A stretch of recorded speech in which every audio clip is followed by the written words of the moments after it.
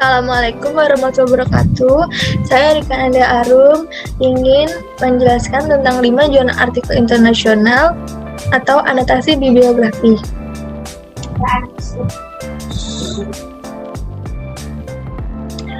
Jurnal yang pertama yaitu judulnya Contribution of Recycled Wastewater to Clean Water and Sanitation Sustainable Development Goals yang ditulis oleh Cecilia Tortajada. Tujuan dari artikel ini ialah membahas mengenai potensi pada air limbah daur ulang yang juga dikenal sebagai air yang digunakan kembali untuk menjadi sumber air bersih yang bertujuan untuk minum dan sanitasi yang lebih baik guna mendukung tujuan pembangunan berkelanjutan. Dalam artikel ini menyebutkan juga kendala dalam penyediaan air bersih dan sanitasi untuk semua kalangan, serta tergantung pada keputusan di setiap tingkatnya. Faktanya, sumber daya air secara global berada di bawah tekanan dari pembangunan ekonomi, pertumbuhan penduduk, urbanisasi, perubahan iklim, dan hal lainnya. Dalam hal ini, air bersih dan sanitasi tidak akan pernah mungkin jika air limbah tidak dikumpulkan, diolah, dan dibuang dengan benar. Pencemaran air yang buruk akan mempengaruhi baik di negara maju ataupun negara berkembang. Maka dari itu diperlukannya pengolahan limbah kembali. Yang kedua, ada jurnal artikel yang berjudul The Economic and Social Benefits and the Value of Providing People with Disabilities Accessible Clean Water and Sanitation yang ditulis oleh Jacqueline Nobla and Gregor Walbring pada tahun 2012. Artikel ini membahas mengenai pemanfaatan ekonomi serta hambatan dalam penyediaan air bersih dan sanitasi bagi penyandang disabilitas. Perlunya akses sanitasi yang layak dan terpisah bagi penyandang disabilitas. Hal ini karena penyandang disabilitas memiliki hasil kesehatan yang lebih buruk, pencapaian pendidikan yang rendah, partisipasi ekonomi yang lebih rendah, dan tingkat kemiskinan yang lebih tinggi daripada orang tanpa disabilitas. Banyak hal juga yang membuat penghambat akses air bersih dan sanitasi bagi penyandang disabilitas, antara lain fisik, yaitu jarak antara jamban atau tempat buang air besar, jalan yang kasar, serta pintu masuk yang sempit. Maka dari itu, tujuan dari artikel ini untuk membahas betapa pentingnya penyediaan layanan yang sesuai dan layak bagi para penyandang disabilitas.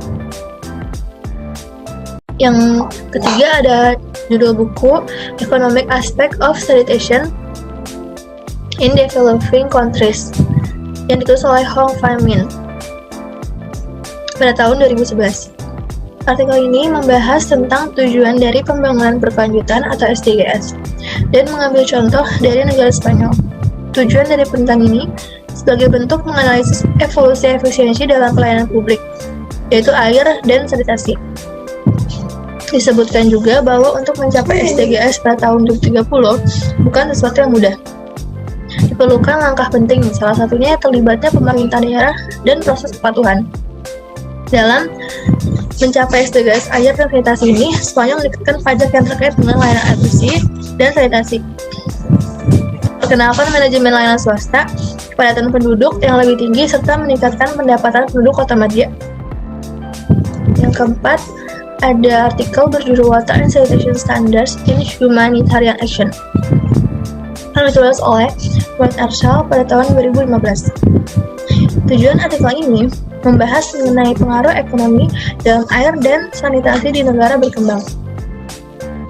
Artikel ini mengumpulkan temuan penelitian yang relevan dengan tujuan melaporkan dan mendiskusikan bukti yang ada saat ini terkait dengan ekonomi.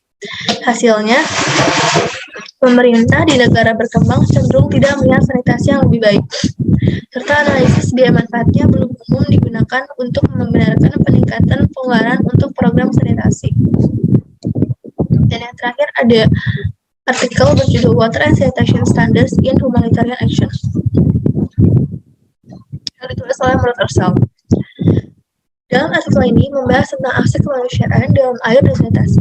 Air dan sanitasi sangat dibutuhkan bagi kelangsungan hidup.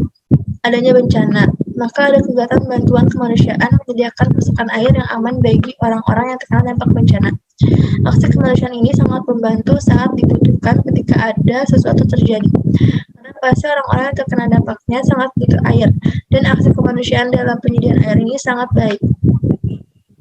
Sekian dari saya, kurang lebihnya mohon maaf. Wassalamualaikum warahmatullahi wabarakatuh.